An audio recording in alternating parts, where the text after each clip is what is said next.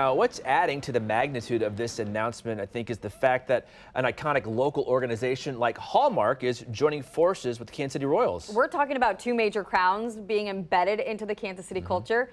And now this new endeavor will bring them even more into a footprint here in the metro.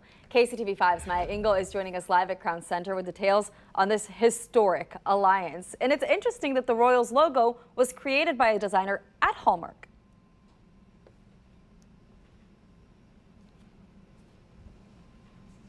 To make its way back to the neighborhood that it was created in. As you just mentioned, Carolina, that iconic crown logo that Royals fans know and love was indeed designed by a Hallmark artist. So it does feel very fitting that this spot behind me, Hallmark's headquarters building, will be the site of the future Royals Stadium. So the plan is to turn this area into an 85-acre plus sports district.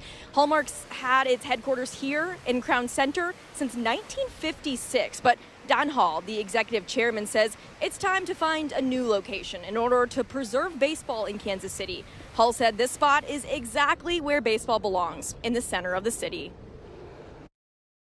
He believed that when you invest in people and place, the return is measured by what you do to make the Kansas City spirit more vibrant for everyone in the community. That same belief is demonstrated by John Sherman's leadership today. His decision to anchor the Kansas City Royals in downtown isn't just about baseball. It's an expression of the Kansas City spirit. It's about economic vitality, creating shared experiences that bring people together.